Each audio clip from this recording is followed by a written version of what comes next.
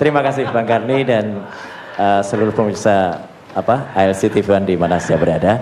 Ya, alhamdulillah sampai giliran di Demokrat ya.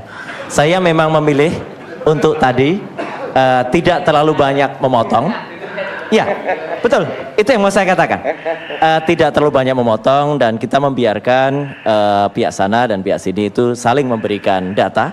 Dan itu bagus, data itu bagus, harus diberikan. Karena judul dari acara ini juga Prabowo dan Jokowi berbalas pantun, ya. Nah, jadi artinya sebenarnya tidak langsung ke kami, gitu ya. Dan justru kenapa kami memilih bersikap demikian, itu supaya bisa objektif melihat apa yang sekarang dirasakan masyarakat, ya.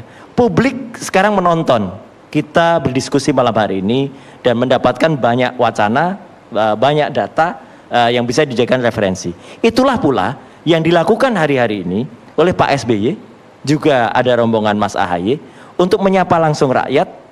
Kami berjalan mulai dari Jawa Barat, Jawa Timur, Jawa Tengah, kemarin dari Yogyakarta, itu untuk mendengar langsung apa-apa fakta yang tadi sudah dikemukakan.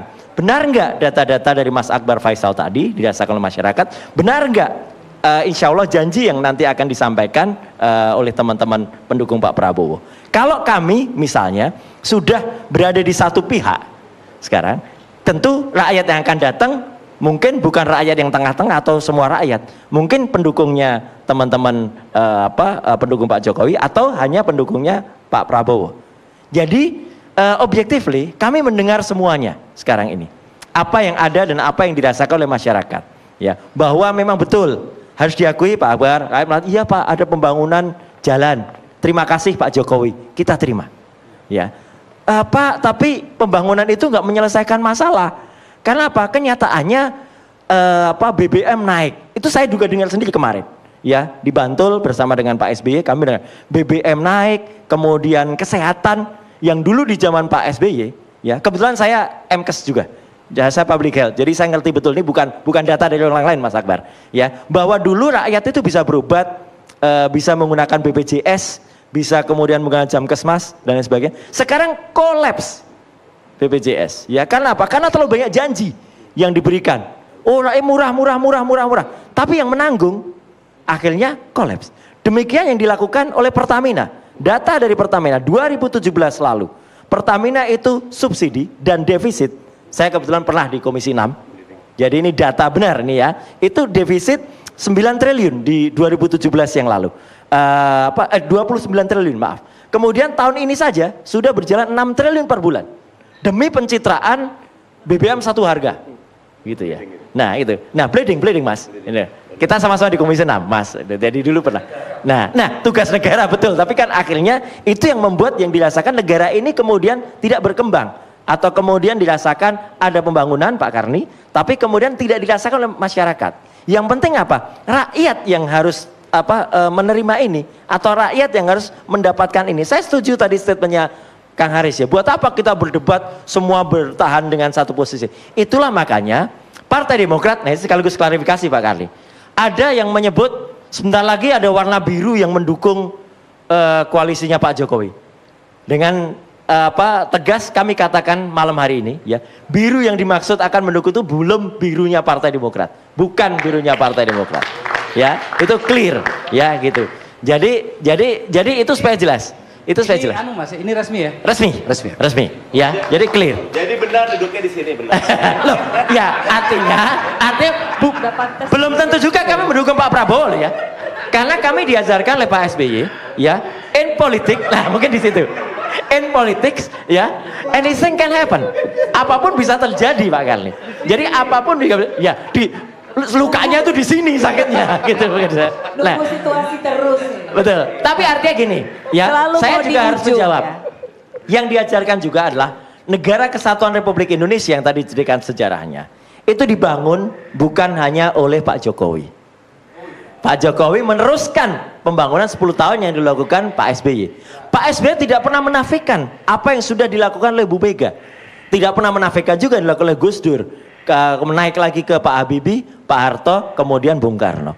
Semua, saya setuju nih, Kang Bima Arya. Semua presiden punya masa. Semua presiden punya tantangannya.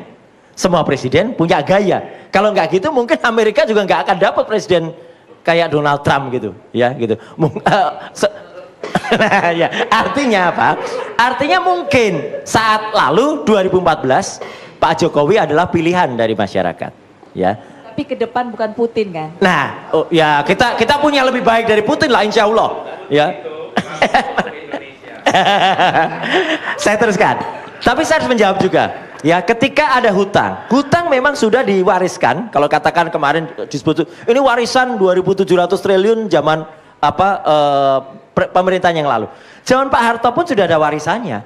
Zaman Pak Harto waktu itu warisannya kecil 551,4 triliun. Tapi waktu itu rasionya terhadap PDB itu 57, sekian. Karena terlalu panjang saya nggak ingin ungkapkan. Pak B.J. Habibie masih naik, malah justru rasionya tinggi 85,4. Kemudian zaman Gus Dur 88,7. Zaman Ibu Mega terakhir itu memang sudah sampai kepada rasio 56,5, sudah menurun. Pak SBY terakhir 2014 itu sudah turun 24,7%. Sekarang naik lagi. Jadi artinya apa? Hutang itu adalah harus diperhatikan juga kemampuan masyarakat, kemampuan juga pemerintah untuk membayar hutang, karena itu akan tiba lagi kepada masyarakat. Jadi ini tugas kita bersama, Bang Bar. Saya tidak pernah, kami ya, bukan sayanya, kami dididik di Partai Demokrat itu tidak pernah menyalahkan orang lain. Karena kita lihat tadi pemimpin yang nyalah-nyalahkan gini. Gitu. Lihat tangan saya, Bang Bar. Dia nunjuk-nunjuk gini. Satu jari yang ke sana, 3 jari itu nunjuk dia sendiri. Sebenarnya. Jadi sebenarnya nunjuk-nunjuk itu yang nunjuk dia sendiri sebenarnya, gitu loh. Jadi ya saya nggak tahu lah siapa ya. Artinya begini, artinya mari kita membangun negeri ini dengan baik tanpa perlu kemudian menyalah-nyalahkan periode yang sebelumnya. Pak Roy, semua punya berjasa, Pak. Iya, iya. Saya tadi nggak motong. Anda tadi mau motong saya potong sekali saja. Oke, silakan. Pak Roy, saya tidak menyalahkan siapapun. Masalahnya adalah jabatan presiden bukan jabatan yang membutuhkan berbagai macam pencarian pembenaran bahwa tidak melakukan ini. Setuju. Di situ ada tanggung jawab. Setuju. Dan dalam hal ini saya katakan, karena saya partai oposisi dulu, selama 10 tahun pemerintahan SBY, itu memang perlu dikritisi dan ada yang tidak dilakukan dan banyak. Mohon maaf saya menggunakan kalimat ini. Makasih. Ya. Terima kasih. Jadi semua itu tugas kita. Kami dari Partai Demokrat juga dalam posisi partai tengah, ya. Apa yang baik, tagline kami itu. Apa yang baik kita lanjutkan, apa yang kurang baik kita perbaiki. Ya, jadi data-data tadi misalnya sekarang bangun begini. Contoh juga ketika kami mengawasi BP Batam waktu itu. Ya, sudah jelas Bapak dan Ibu semua. Di Batam sendiri sekarang kelihatan sekali bahwa dari sekitar 120 shipyard yang ada, sekarang tinggal 20. Berarti tinggal 16%. 300.000 buruh di PHK. Di Jogja juga kami mengalami demikian. Kemarin kami melakukan panen padi.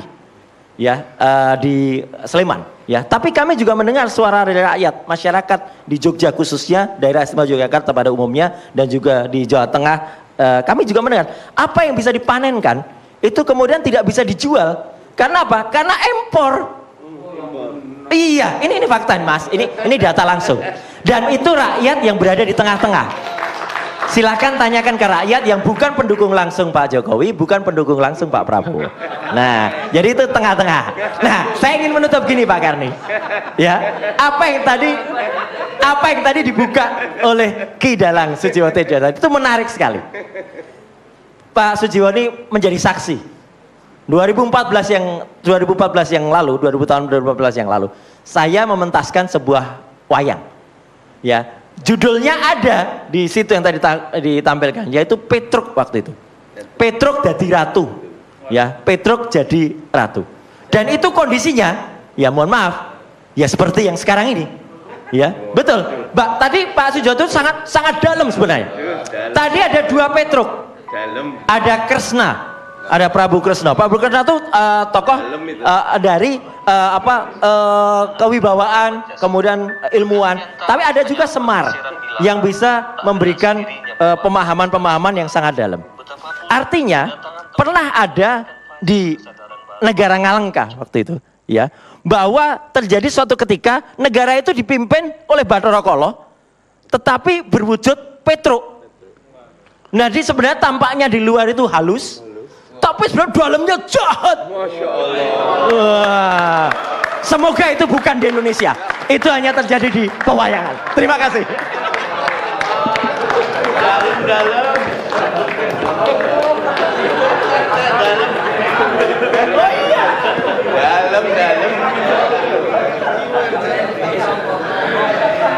Pemirsa,